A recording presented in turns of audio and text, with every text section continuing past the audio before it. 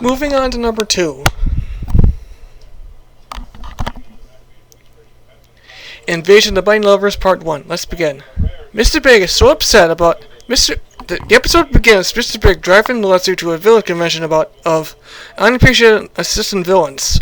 When Dr. Two Brains shows up, Mr. Big and Two Brains teams up in this episode, and they somehow unravel the evil plan. Bunny buttons for everyone. On the other side of town, Becky, making breakfast at home, sees the ad on TV. And somehow Becky, suspicious about this, goes to the park and finds out Dr. Two Brains and Mr. Big are working together on this job. And more to this episode is that when all the people get their bunnies and put bunny buttons, and Miss Dr. Two Brains shows the bunny, talks to one of the citizens about their button, and Dr. Two Brains activates the button on them. And the citizens, however, talk to the other citizens to push on their own the bunny buttons, and this somehow is a mind control device inside the buttons. Becky really concerned about this, decides to run around town. Scoops, on the other hand, decides to talk to one of the people, exhibition guy who is under mind control. And somehow, Scoops escapes from Mr. Big's bunny zombies, mind-controlled zombies in the city. With that said, Mr. Big and Dr. Two Brains have succeeded, and this will make it very impossible for Wordgirl to stop the mind control device on the buttons. And with all hope lost, Bob, aka Captain Huggy Ribs, is under mind control as well. Oh no. What will Wordgirl do? So she decides to run around town and somehow tries to stop the invasion of bunny lovers. Uh-oh, the terrorists are about to attack. Sorry, I didn't mean to say that.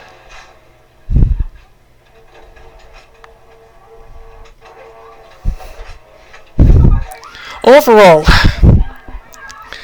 with Scoops running around town, all the mind-controlled zombies chasing him, and Becky. Becky's surrounded. Smoke.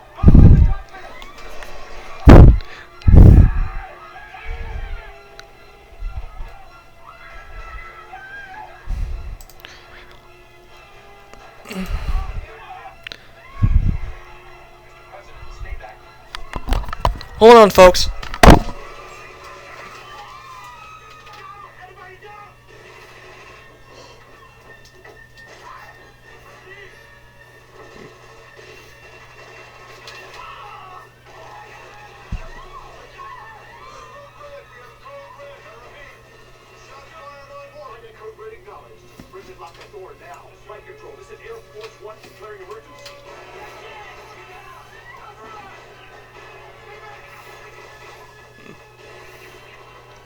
Oh. Sorry, folks. Let's go back what I was doing. Anyway, Becky, on the other hand, is surrounded by the zombies. The zombies try to put a button on her, but she refused. Until then, she punches down the wall in front of Scoops Ming, somehow revealing the identity of Wordgirl to him, and the two fly off, ending part 1. Moving on to part 2 on Invasion of the Bunny Lovers. In part 2 of the episode, all of the people around the city are under mind controlled by Mr. Big by using the bunnies. Next, Becky and Scoops fly towards TJ's secret fan club treehouse, where Becky explains to Scoops that she really is Wordgirl and holding a secret very long. And she wants to keep that secret confidential and private.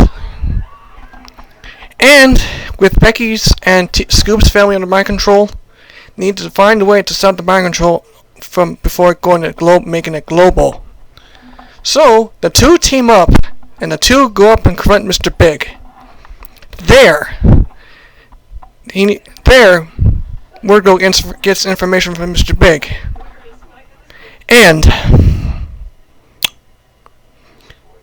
it is impossible for Wordgirl to destroy the mind control devices, and somehow the microphones are the mind control. And somehow the microphones that Mr. Big and Dr. Two Brains are holding are the key. Listen to me. I don't know who you are or what you want, but you will never get it. He will not negotiate. Really?